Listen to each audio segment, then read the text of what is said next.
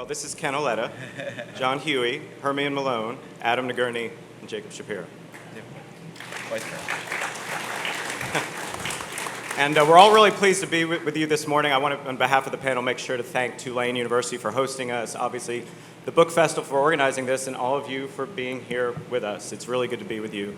As you heard Dee, as she introduced the panel, this is an all-star panel, and this is a really, really big topic. We're talking about the rise, fall, and evolution of mainstream media. So we've got a lot of expertise and talent assembled here.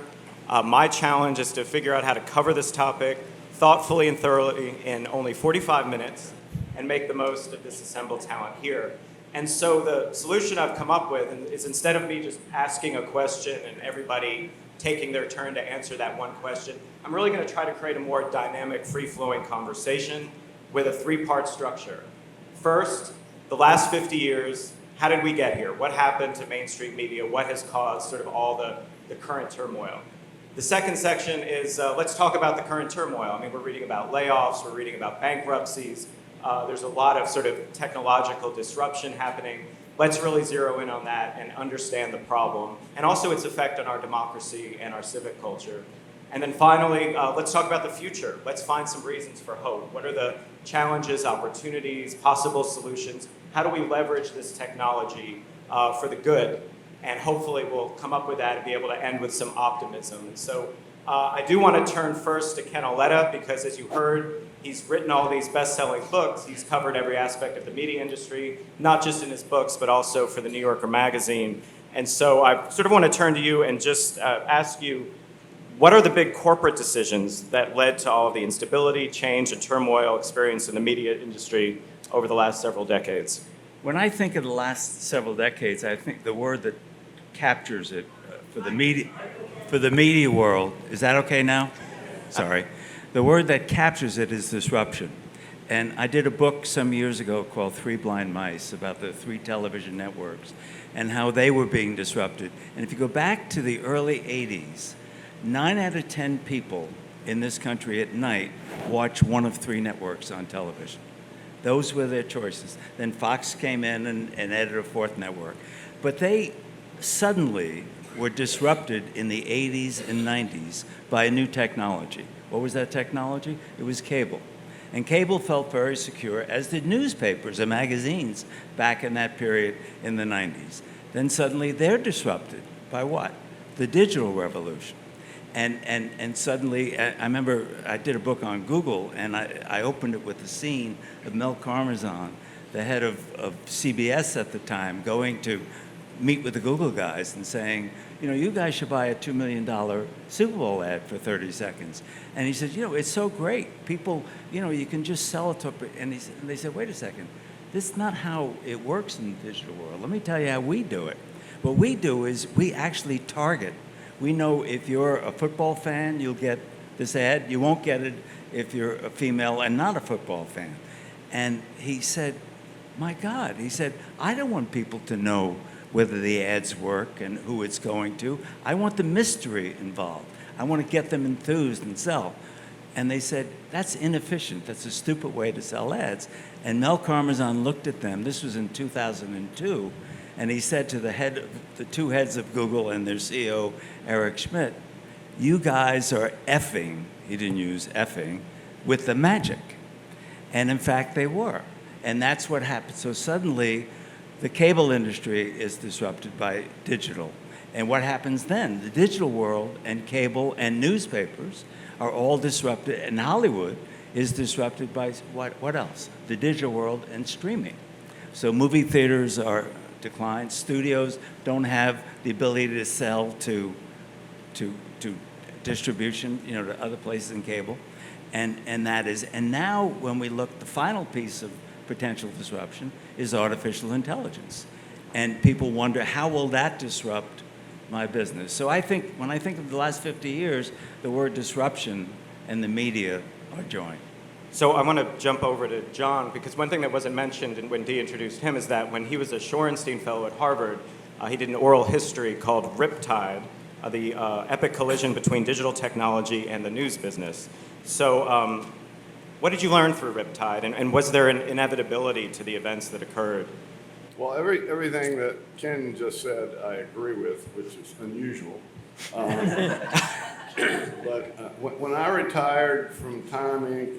after 24 years in 2013, there was one quote from me in the New York Times story about it. I just said, well, Google sort of sucked all the honey out of the business. And that is, in a nutshell, is what happened. But to back up a little bit, there have been millions of words spilled over decisions by various executives and editors and corporations, including, say, me, that maybe weren't the smartest, best digital decisions. But so when I went to Harvard, I teamed up with Martin Nissenholtz, who had run the New York Times digital efforts for 10 years, and another guy named Paul Sagan, who was a newsman and extreme internet executive.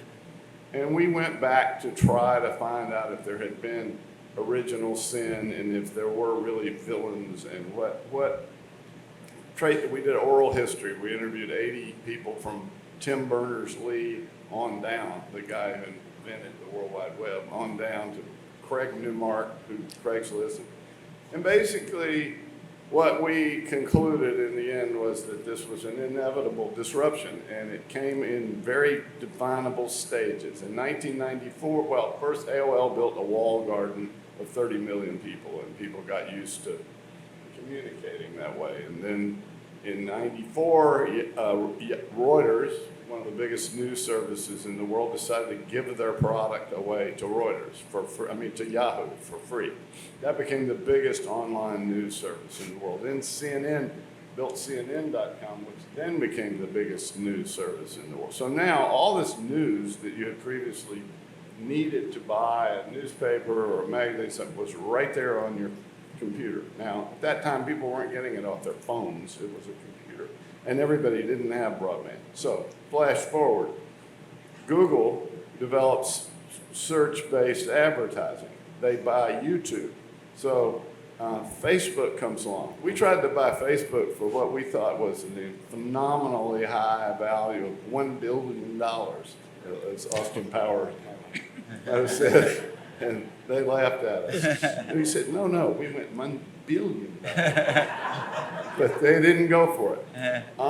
So from that, and Craigslist started, I forget the year, but that sucked all the honey out of the newspaper business, because newspaper business's highest margin business was classified advertising. Yeah. Craigslist took it away like that. Newspapers began to be sucked by it.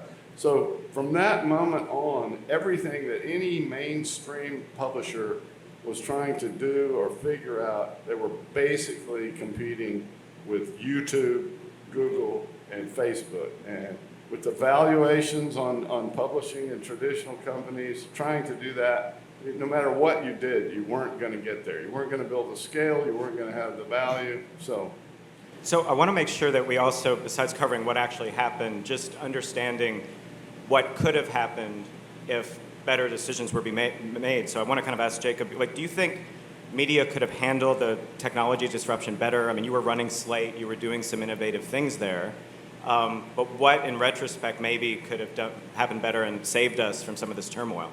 Well, I tend to agree with John that there was an inevitability about the disruption, and there's some decisions that might have mattered on the margins. Now, those margins are very important. The good strategy at the New York Times has resulted in the New York Times being, I don't want to steal Adam's thunder, but a really healthy news organization, and I wish there were more of them. And it's possible that you could revisit decisions from 2013 and said if they'd had a crystal ball and they'd focus more on building a subscriber base, maybe there would be more institutions thriving now.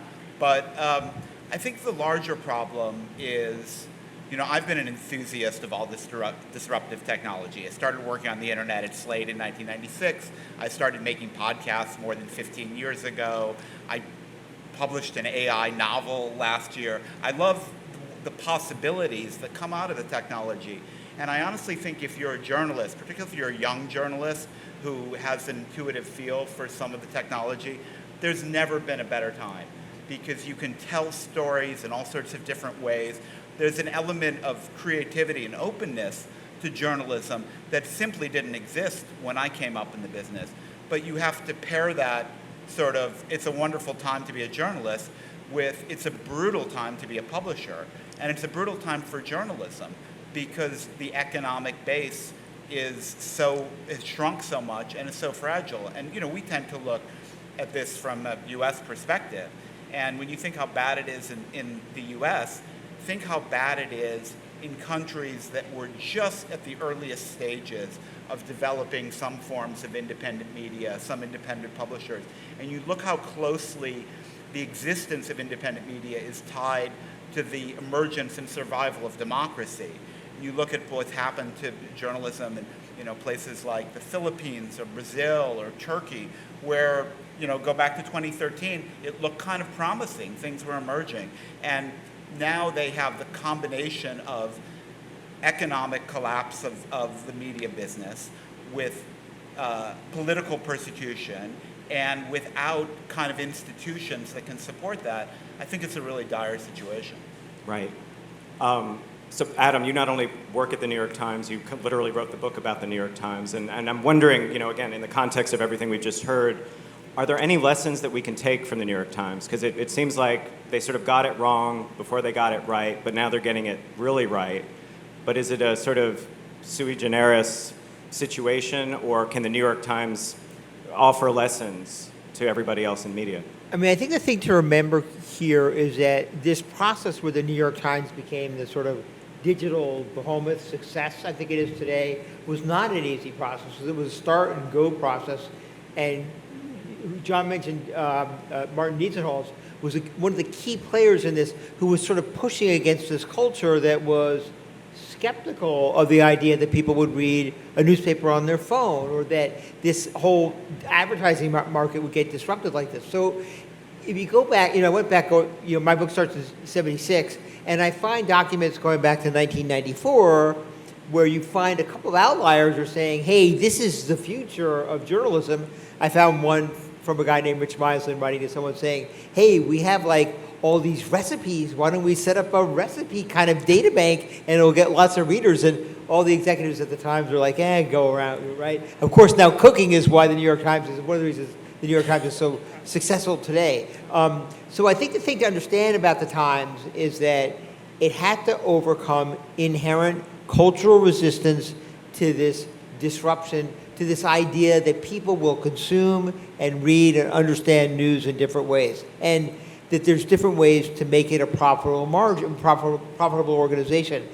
I do think they have succeeded, with some exceptions we could talk about it in a while. They try to sort of figure out this new click-based model that we're in. What concerns me a bit, to the last part of your question, is this formula replicable? In other words, sometimes I wonder, speaking just as a journalist who wants to see this business survive, and looking at my friends at great newspapers like the Washington Post and the LA Times, will they be able to do what the Times did? Is there a big enough market for people to say, hey, I'm going to subscribe to 3 different newspapers, right, digitally subscribe? I'm not sure. The Times has figured out a way to make itself very attractive, in part because of, I would argue, the quality of the news report, which is excellent, as is the Washington Post. But also, let's face facts, because of cooking, as I said before, because of Wordle. I would bet that half the people in this room do Wordle because of the Wirecutter. And it's a very interesting, sophisticated strategy. And I'm not sure there's a big enough market for many newspapers to do the same thing. Right. So with that in mind, I want to turn to Hermione, and I'm really excited to talk about the work you're doing now, but just to kind of put a capstone on this history that we've painted, I wonder if you could help us sort of get granular in terms of what's happened to journalism at the local level, because we've been talking about the biggest players in national and global media and technology, but what's happened in communities across the nation that previously had multiple sources of news and information, and many now have none? So I think a lot of the disruption that my colleagues have described obviously affected local news organizations. Typically, I think a lot of folks in this room probably grew up in communities where the local paper had local ownership. And I think that lent a lot of credibility and integrity to coverage that is sort of missing today if you think back on it. So these economic forces began to also affect very local newspapers as well. The obliteration of your classified and display ad revenue, the leaning towards putting your content online for free in the early days when that seemed like a good idea, created economic pressure on very small, family-owned, locally owned newspapers and newspaper chains. What you started to see is a consolidation, simply based on individuals unable to sort of sustain the business model and being willing to sell. Initially, some of those sales went to chains we know, Times Mirror, Gannett, Knight, but then we started to see a change in terms of ownership to the investor class. And so we think about hedge funds who were seeking to make back the hundreds of millions of dollars they paid for these sets of publications by wringing the expense out. So they were maximizing their profit by cutting costs. I'm sure you can imagine that in a news gathering organization, the highest cost is people and production, right? And so you start to see a gradual sort of obliterating of local newsrooms. I was talking to my father earlier because I have this distinct memory of when, I'm from Detroit originally, when the Detroit Free Press stopped doing home delivery every day. And I said, didn't you go out and buy the paper from a store? And he goes, yeah, he was that dedicated to getting local news, that he would go to the store on the days that it didn't come to the house. And I said, do you still get the paper? And he goes, oh, no. No, I said, well, why? And he goes, it just wasn't good anymore. It was super thin. I wasn't getting decent coverage. The expertise from some of the long-term reporters and columnists was gone. What was I paying for? And so that's how you started to see this also decline in readership. So even among the most dedicated consumers of local news, people were like, I'm not even getting information to sort of help me lead an engaged citizenship or know what's going on in my community or understand my neighbors and the issues. There's a compounding challenge to that as well. So there's what the reader experience is, but there's also what we have seen in terms of accountability for government officials and organizations. If no one is covering the city council anymore, and no one's covering the school board, and no one's covering the airport commission, there isn't that sunshine on their actions. And there have been studies that show this correlation between communities where their local news has declined or disappeared altogether and rise of corruption. So there's also this dual purpose of not just informing residents but holding power to account that we also sort of started to see in communities as well. And so out of that very steep decline, through the work that my organization and others are doing, we're starting to see a rethinking about the business model. Like, how do we need to think about framing and organizing news organizations such that they can continue to serve a public good and are perhaps a little less beholden to those economic pressures that were part of that disruption, that we earlier highlighted. That's sort of an incredible segue to literally the next question I had here. And so we've done the history now, 50 years in 15 minutes. Jacob, I actually, the question was going to be for you. You're doing this. I was going to ask you, what's your business model, and is it working? For a podcast. Yeah. I mean, you're doing podcasting. I'll tell you about that. Can I just respond to what Of course. Hermione was saying? Because I think it's so important. I just want to draw a line under it. A thing I've really come to believe is not just that local journalism is crucial to communities, but the community doesn't actually exist without journalism. Journalism defines it geographically. It injects the information that the community shares, even if every person doesn't read the local news source. And of course, it provides accountability around politics and all the events. And I kind of really lived through this. I live in a town in upstate New York where we had the strange misfortune to have Roger Ailes move into the neighborhood and buy the local newspaper and turn it into a kind of, weird kind of Fox Newsy propaganda sheet. And it quite literally destroyed the community. And what saved the community was local people creating an alternative newspaper. And that newspaper, which is called the Highlands Current, which has been, a tremendous thing, is a nonprofit supported by contributions probably has about 13,000 subscribers, but is extremely entrepreneurial. And it's been around now for several years, and the robustness of the community, defined actually somewhat differently because of how the newspaper has defined its geographic territory, has come back better than ever. And I don't know, I think people sometimes think this is a nice to have as opposed to a must have if you're going to live in any kind of healthy society. But let's the role of podcasting in that. So, it started as a kind of experiment. There was, like with a lot of new technologies or new intersections of media and technology, there's tremendous enthusiasm and a lot of money flowing into it, maybe not in the smartest way. Spotify itself spent $1 billion on podcasting, buying podcast companies, not ours, maybe unfortunately, buying podcasts, launching shows. The whole industry was only $1 billion a year industry at the time they did that. And then they kind of changed their mind and thought it was a bad idea. So the whole industry has gone through this kind of boom and bust cycle, which, Ken and John remember from the early days of the internet, we went through these cycles of tremendous enthusiasm to tremendous pessimism. Podcasting in business terms has just done that and is just coming out the other side of it. So at Pushkin, we have a viable business where we can make a profit making high quality content.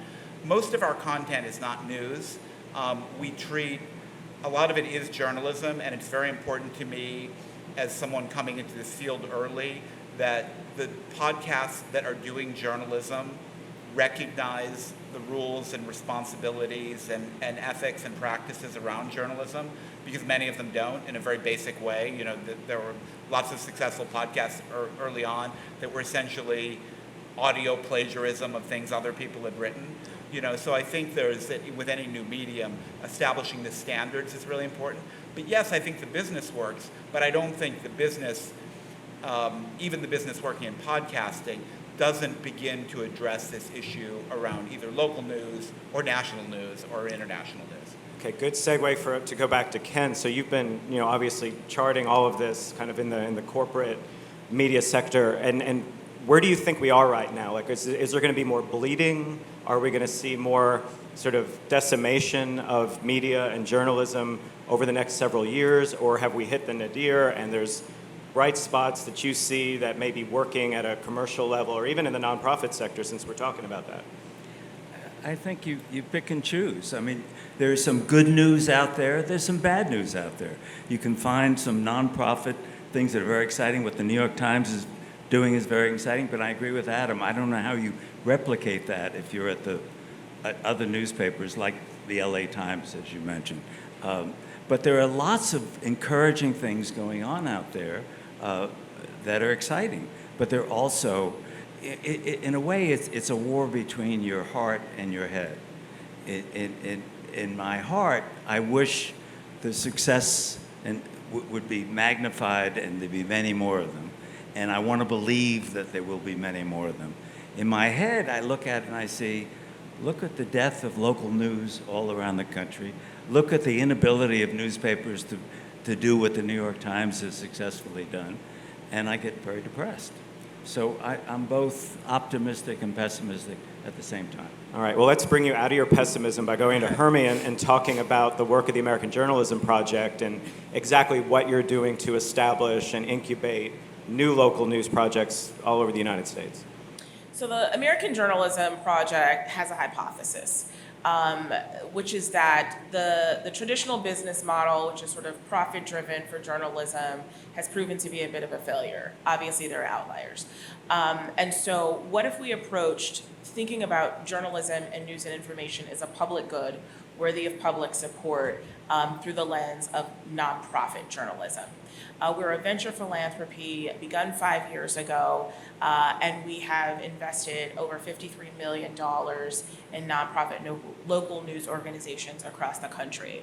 One side of our organization takes a look at who's out there in the field doing incredible, amazing work, and how can we support their growth and sustainability, and so we make investments to those organizations. side of the house that I sit on is the emerging area. We work with local philanthropies across the country who say, listen, I'm really concerned about what I'm seeing in my local market as it relates to local news and information and how people are finding the information that they need. We think philanthropy has a role. We don't know. Can you come in and help us sort this out? And so we do really significant research projects across the country that engage a ton of community listening to bubble up from people what they want and need and contrast that with what they're getting. That space in the middle is where we help local communities design solutions and help them raise money to seed and launch those concepts.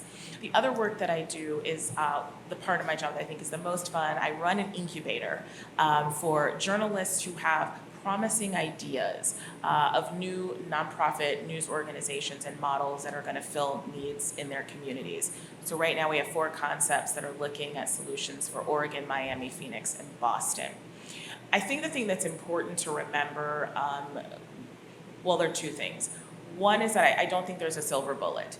Obviously, we are bullish on the nonprofit structure, but I've seen amazing concepts that are formed through public benefit corporations or even for-profits. So I think it's going to take everything at this point, everything we've got to try to save local news for folks. And 2, nonprofit status is a tax designation. It's not a business model. So you're still going to need smart people with ideas for how you diversify revenue, how you grow an audience, how you build a subscriber and membership base. But I do think where I'm most excited are the concepts that we would call hyperlocal. I'll give you a great example. Out of Chicago, there's an organization called Block Club. And if you know anything about Chicago, you know that there is a very significant identity that people take on based on their neighborhood. And so Block Club actually has a core of reporters assigned to neighborhoods. So there are individuals who are getting the most relevant information for their day-to-day lives based on, the neighborhoods that they live in. And then we've seen really phenomenal success with news organizations that are trying to reach targeted populations. So in Minneapolis, you have Sahan Journal, which started out really focusing on immigrant communities. Minneapolis happens to have a large Somali community among others. And so this was a community that wasn't finding themselves reflected in the daily coverage of, the Minneapolis Star Tribune, and also weren't getting the information relevant to their unique experience as immigrants in Minneapolis. And so that's a publication that has grown extraordinarily well over the last 5 or 6 years. We've seen technology come on board to help disseminate news more efficiently. Outlier Media in Detroit uses SMS texting, and LASE, which is based in North Carolina, uses WhatsApp to reach a lot of their immigrant populations there. And so I think what we're seeing is a network of individuals who remember the critical importance that journalism has played and are determined to try to claw back and create solutions at a very local level for residents to engage. The last thing I'll say is that we're also seeing more efforts to engage everyday residents. This notion that you had to go to, like Columbia Journalism School to be an official journalist is kind of dead in the water. There are a lot of communities where there's a talent pipelining problem, and so folks are trying to figure out how do we get folks to come to this town, this region, and report. And one of the more promising concepts that we've seen is called documenters. Documenters takes everyday residents, trains them to go to public meetings. So remember that point I made about nobody's minding the shop. They're trained to go to public meetings and document what happens. They're not writing stories off of it. They are creating a record of what happened, and they are noting the sort of like interplay and like what's causing a lot of conversation in the meeting. Those notes are fed into like a master system that any news organization in that community can use. They're not writing a meeting story, but they are looking at those notes and saying, where do we need to direct our reporting attention? Or those documenters can come back and say, it's one example, hey, there's a mechanism for using casino revenue to give grants in this community. Nobody ever talks about it. I don't think people understand what's happening in this meeting. So the documenter worked with a journalist to create a one-pager of like, this is what this funding mechanism is, this is how it gets decided, and at the county commission meeting, they just pass it out to people, sort of sitting in the audience. So I think we're seeing a lot of creativity and innovation in terms of how people are trying to solve the local news and information gaps in their community. There isn't one size that fits all, which I find really exciting. And so yes, while there's a lot of reason to be sort of sad and angsty, I love that there are also a lot of reasons to be hopeful. That's excellent, yeah. And as we're kind of rounding out the part of this discussion that's about the kind of the current state of media, there are two big issues I want to make sure that we address. And so I'm going to go to Adam, actually. Disinformation and misinformation. I mean, you cover politics for the New York Times. We're in a sort of diffuse media environment where people are getting information from all kinds of different sources, and some of it is ill-intentioned, some of it is, just wrong by accident. But what do we do about misinformation and disinformation? What's the current state of it in terms of how you experience it as a political journalist? Is it degrading, in essence, our ability to understand what's happening in politics and culture in general? Short answer, bad, getting worse. Okay. Part of it reflects what has happened to mainstream newspapers, legacy newspapers, if I can use that phrase, like the New York Times. And there was a point where I think you would go to a paper like the Times or the Washington Post or the Journal, the news pages of the Journal, and most people would believe that it was right. It was the authoritative place that sort of told you what was going on, told you what was important, told you who was telling the truth, helped you understand the world. And that, for a lot of reasons, that's not true anymore. In terms of the Times, because I don't want to pick on anyone else, part of that is the paper's own fault. I mean, the paper has made mistakes over the years that undercut its credibility. The Iraq War coverage, the Jason Blair plagiarism case. I think that stuff hurt over the years.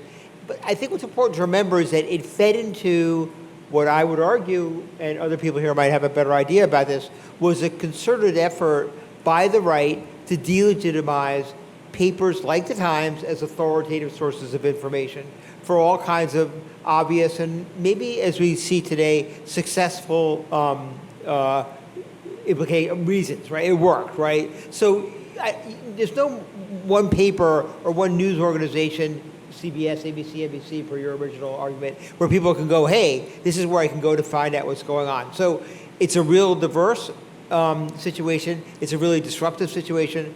It's not, I would argue, a good situation, but it is what it is. So I think there's more impetus on readers to try to figure out what's true and what you can believe, which means more cross-checking among different media organizations. I think there's more emphasis on us getting it right, and that runs against, I write about this in the book, that runs against this sort of pressure of speed that has become more important and realistic in this age of everything being digital, in this age of you have to get stuff up as soon as possible, even if you make a mistake. And the third thing, obviously, which we're beginning to see in this campaign, is AI and artificial intelligence and creation of speeches and images and TV ads that are complete fabrications. And I'm not sure what we as a society can do about that. I think that we as a news organizations can try to check that and point out when it's going on. But,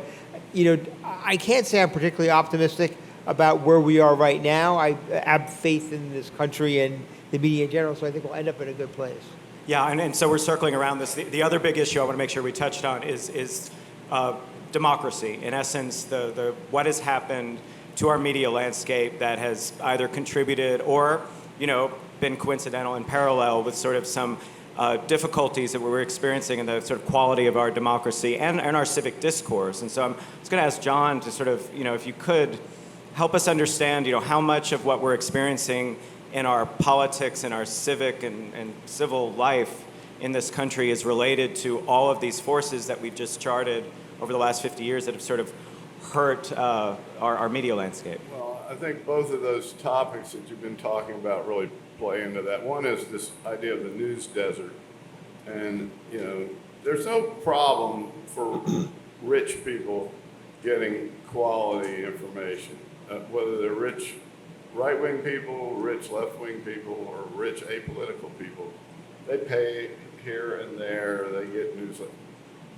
There are places in this country where that get no news. And when we did the Harvard Project, we predicted, or the people we interviewed predicted several models of ownership that might work. I'll get back to your democracy because this is related. But one was, private equity investor model, and that's not going to end well. And we might as well just accept that the Metro Daily model is, with few notable exceptions, it's dead and it's sad, and you just have to watch old movies where they yell "Stop the presses" and get your blood flowing, but it's not coming back. So you have these news deserts, and I think you ought to speak for a minute about what you're doing in the state of Mississippi. Is probably the driest news desert in America, and probably also has the most problems linking democracy to information. So if you live in a state where no one is held accountable for anything, and there is no newspaper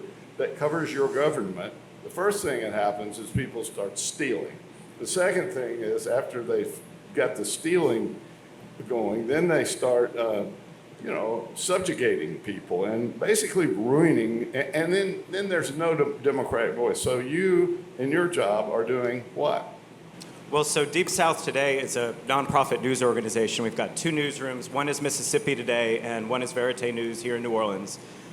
Mississippi Today was founded 8 years ago, really to address the news desert in Mississippi that occurred when local newspapers went downhill. Even the largest statewide newspaper, the Clarion Ledger, which is owned by Gannett, had really been sort of degraded, and the AP Bureau even kind of got whittled down to, in essence, one person.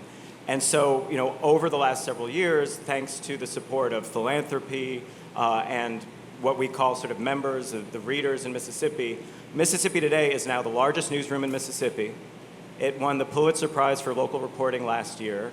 It's sort of recognized around the country as really sort of the gold standard for nonprofit journalism in an under-resourced, underserved state. And obviously it has a lot of room to grow there.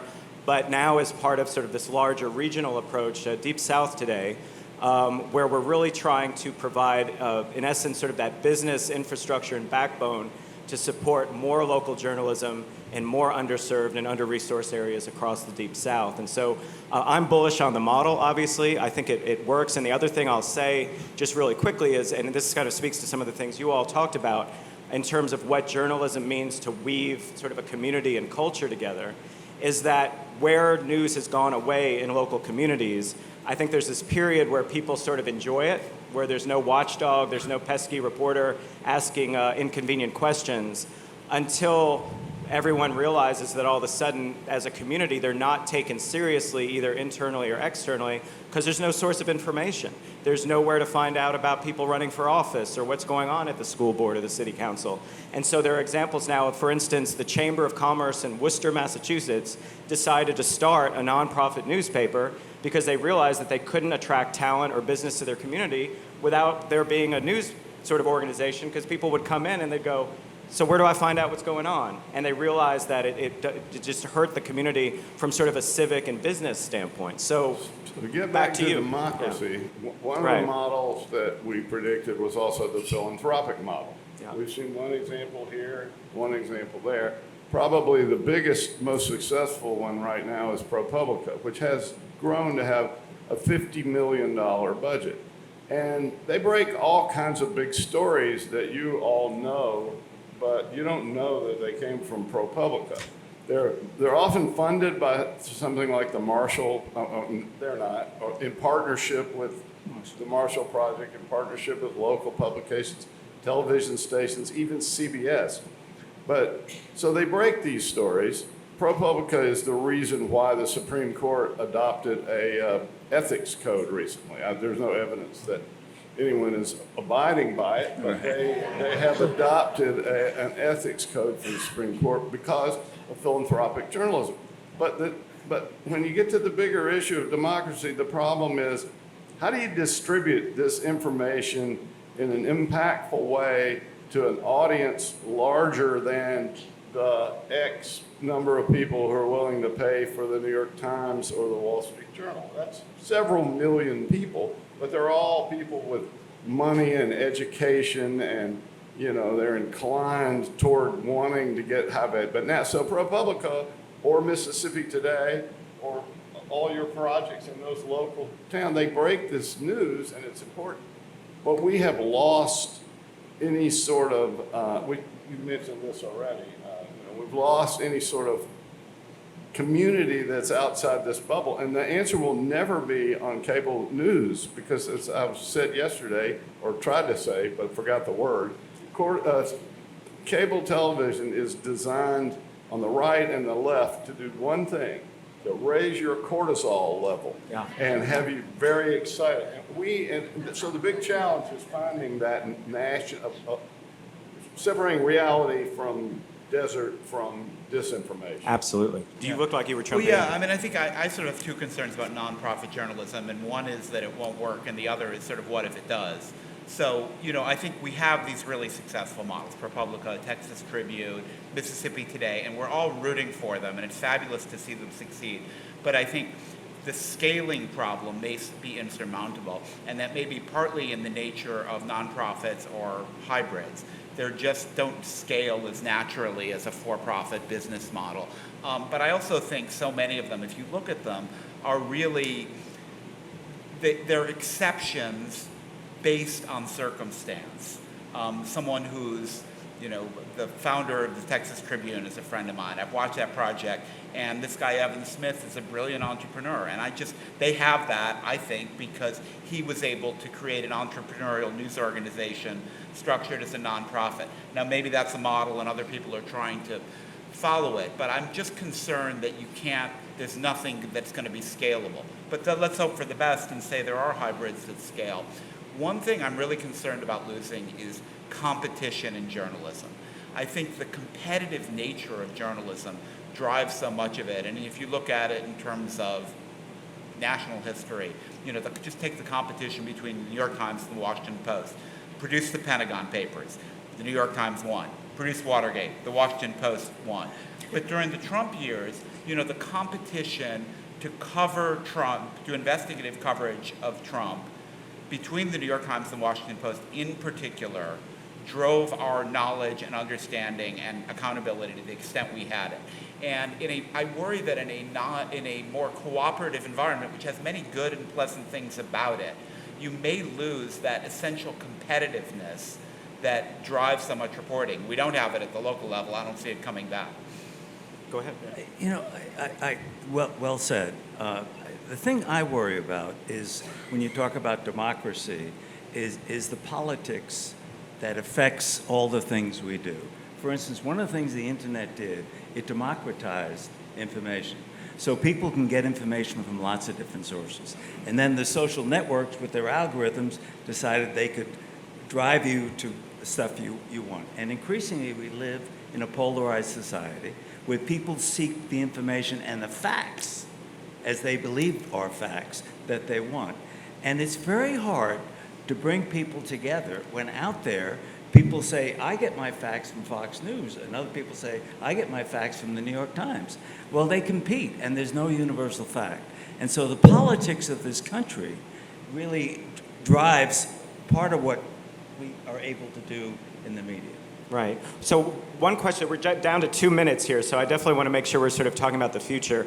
And just to piggyback maybe on some of the last few things that were said, news and information in essence is a commodity that people value and in theory should want to either pay for or contribute something in order to receive. It's very difficult to live our lives the way we want to live them without reliable and credible news and information.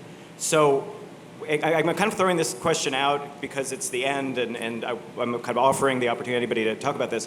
Why shouldn't this work as a business model going forward in perpetuity in a democratic republic? Why are we having such a hard time with this, and what do we do to kind of fix it going forward? Can I answer just?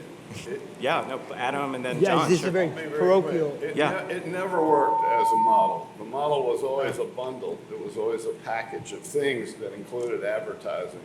And consumers paid for it, but it never would have survived. When the bundle was broken up and the advertising went to the internet, no one has found a business model where just news works. Now, the New York Times has found a model that retains the bundle, but you can't do that so well repetitively if you're one of these nonprofit journals. John, I think that's right, but can I just add a kind of nerdy historical perspective here.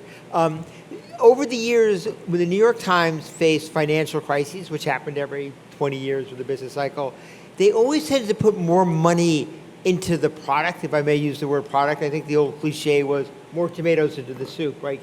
You've written about that. The idea was that consumers wanted a quality news product, and therefore, like, spend more money on sending people to Iraq or spend more money on investigating Donald Trump. So I don't think you're wrong at all, John, but I do think that putting out a good news product, telling people stuff that they find interesting, but maybe also titillating, is part of whatever works. And in a way that's a optimistic, maybe Pollyannish kind of perspective, but like news sells, I hope. If not, And please. I just Yeah. want to add that I think that the challenge for all of the news organizations is this changing consumer behavior. It's very hard to get people to reconcile, I need to pay for something that I have been getting for free. But I do think this point about value, information, titillation, has a value, and it will be incumbent upon readers and residents in communities to see that value and support it. So just like you support other community goods, I think it's incumbent upon folks to understand that there is a cost to not having journalism. And some of us are experiencing this in our communities already today. But I do think that doing nothing or continue to expect quality journalism for free is a fool's errand. So I would encourage folks who are in communities where there's local news that you can support to please do that. And we're at time. Thank you all very much.